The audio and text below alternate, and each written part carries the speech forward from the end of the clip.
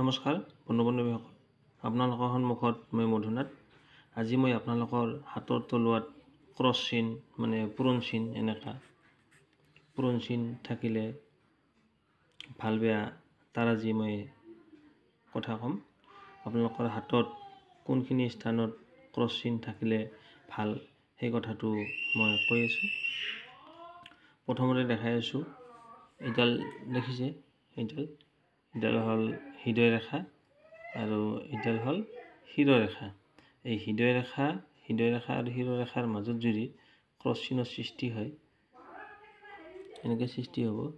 ইয়াত যদি এডাল এনেকৈ আহি যায়, ক্ৰছ চিন আহি গ'ল, ক্ৰছ চিন হৈ গ'ল। এইডাল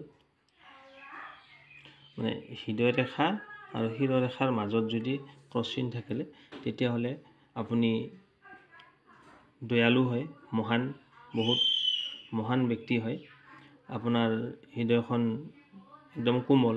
তাৰমানে কথাটো হৈছে কি, আপুনি সকলোকে মানে সমানে ভাল পায়, কিন্তু তাৰ ফলত আপুনি ৰিটাৰ্ণত একো নাপায়।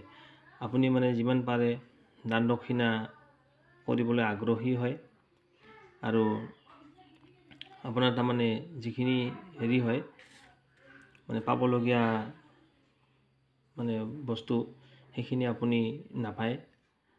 আত্মীয় স্বজনৰ পৰাও সিমান আপুনি ভাল পায় ঠিকেই, কিন্তু আপোনাক সিমান মানে ভাল নাপায়। আৰু নিজৰ যিখিনি অধিকাৰ সাব্যস্ত কৰিব নোৱাৰে। তাৰমানে নিজৰে বস্তু, ধৰক কোনোবাই ক'লে এইখিনি মোৰ, তথাপিতো আপুনি একো উত্তৰ দিব নোৱাৰে। এইটো হ'ল আপোনাৰ মানে নিগেটিভ পইণ্ট। তেওঁলোকৰ বৰ্তমান কষ্ট হ'ব পাৰে, কিন্তু বৃদ্ধকালত বহুতেই সুখ হ'ব, মানে ধন টকা পইচা অজস্ৰ হ'ব। ঠিক আছে, মানে হৃদয় ৰেখা আৰু শিৰৰেখাৰ মাজত ক্ৰছ চিন থকাটো বেয়া নহয়, ভাল, মানে দয়ালু হয়। তাৰপিছত আহিছোঁ ৰবিৰ ক্ষেত্ৰ। ৰবি মানে এতিয়া অনামিকা আঙুলিৰ তলত এইখিনি ৰবি ক্ষেত্ৰ। ৰবি ক্ষেত্ৰত যদি ক্ৰছ চিন থাকে, ক্ৰছ চিন থাকিলে কি হয়, জাতকজন বহুত ধৰ্মত মতি ধৰা হয়, ধৰ্মপৰায়ণ হয়। কিন্তু এওঁলোকৰ এই ক্ৰছ চিন থকাৰ বাবে মানে চৰ্দি, জ্বৰ, চকুৰ অসুখ, হাৰ্টৰ প্ৰব্লেম এইখিনি মানে আহি থাকে। তাৰপিছত আহিছোঁ চন্দ্ৰক্ষেত্ৰ এইখিনি হয়। এইখিনিত যদি ক্ৰছ চিন থাকে তেতিয়াহ'লে কি হয়, জাতকজন আচলতে বহুত ভাবুক হয়। তাৰমানে কল্পনা কৰি থাকে, বোলে অমুক কৰিম তমুক কৰিম, কিন্তু আচলতে তেওঁৰ কল্পনাটো মানে বাস্তৱত পৰিণত নহয়। এওঁলোকৰ মূত্ৰাশয় ৰোগ, বহুমূত্ৰ, তাৰপিছত লিভাৰৰ সমস্যা আৰু হ'ল গেষ্ট্ৰিকৰ সমস্যা আদিয়ে দেখা দিয়ে।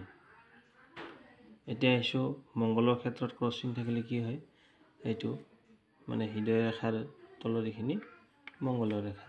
ইয়াত যদি ক্ৰছ চিন থাকে তেতিয়াহ'লে কি হয়, আচলতে মংগলৰ ক্ষেত্ৰত ক্ৰছ চিন থকাটো ভাল নহয়, অশুভ। এওঁলোকৰ মানে নানা দুখ কষ্টত ভুগি থাকিবলগীয়া হয়। এওঁলোকৰ ডিঙি, নাকৰ ৰোগ, সঘনাই পেটৰ ৰোগ, লিভাৰ, বাত ৰোগ আদিয়ে দেখা দিয়ে। তাৰপিছত আহিছোঁ বুধৰ ক্ষেত্ৰ।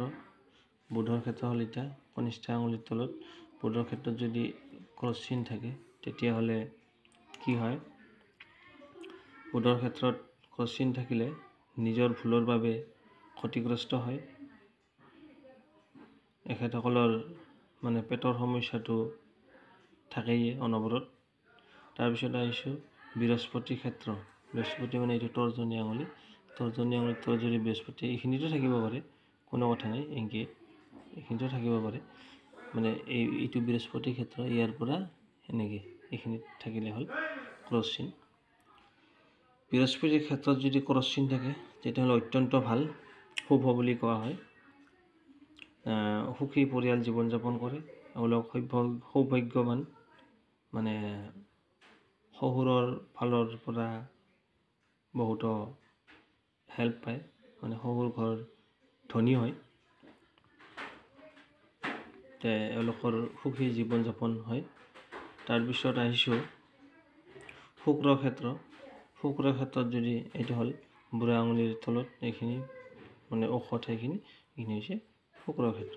ইয়াত যদি ক্ৰছ চিন থাকে তেতিয়াহ'লে কি হয়, জাতকজন কামুক হয়, যৌন ৰোগী হয় আৰু মানে ভয়ত থাকে, অনবৰত মানে কিবা নহয় কিবা এটা ভয় লাগিয়ে থাকে আৰু স্ত্ৰী ৰোগ, বহুমূত্ৰ আদি ৰোগ হয়। তাৰপিছত আহিছোঁ এতিয়া মধ্যমা আঙুলি, শনিৰ ক্ষেত্ৰ। শনিৰ ক্ষেত্ৰত যদি ক্ৰছ চিন থাকে তেতিয়াহ'লে কি হয়, জাতকজন ধাৰ্মিক হয়, মানে ধৰ্মত বিৰাট মতিগতি থাকে। পিছে এওঁলোকৰ মানে অলপ সমস্যাই দেখা দিয়ে, এওঁলোকৰ আৰ্থিক কষ্টত ভুগি থাকে, মন সদায় বিষণ্ণ হৈ থাকে, মানে সদায় দুখত থাকে, কিবা নহয় কিবা কাৰণত মানে দুখ হৈয়ে থাকে আৰু এওঁলোকৰ দুৰ্ঘটনাৰ সম্ভাৱনা থাকে। তাৰপিছত পেটৰ ৰোগ থাকে, হাই প্ৰেছাৰ আদি ৰোগৰ সম্ভাৱনা থাকে। তাৰপিছত আহিছোঁ ৰাহুৰ ক্ষেত্ৰ। এইখিনি বুঢ়া আঙুলি আৰু তৰ্জনী আঙুলিৰ মাজত এইখিনি যে আছে, এইখিনি স্থানত যদি আপোনাৰ ক্ৰছ চিন থাকে তেতিয়াহ'লে কি হয়, ক্ৰছ চিন থাকিলে এওঁলোকে আচলতে নিজৰ মতে চলি ভাল পায়, আনৰ হকা বাধা নুশুনে, নিজে যোনটো ভাল বুলি ভাবে তাকে কৰে আৰু এওঁলোকৰো মানে দুৰ্ঘটনাৰ যোগ দেখা যায় আৰু কাজিয়া কৰা হয়। আপোনালোকৰ হাতত ক্ৰছ চিন থাকিলে কি কি হয় সেই বিষয়ে জানিলে, ভিডিঅ'টো চাই কেনে পালে জনাব, কমেণ্ট কৰিব, ভাল বেয়াটো, ভাল পালে লাইক কৰিব আৰু আপোনাৰ ক্ৰছ চিন নাথাকিলেও আপোনাৰ বন্ধুবৰ্গৰ থাকিব পাৰে, তেখেতসকলক উপকাৰ কৰি দিব। আৰু যদি আপুনি চেনেলটোত নতুনকৈ আহিছে তেনেহ'লে চেনেলটো ছাবস্ক্ৰাইব কৰি দিব। ধন্যবাদ।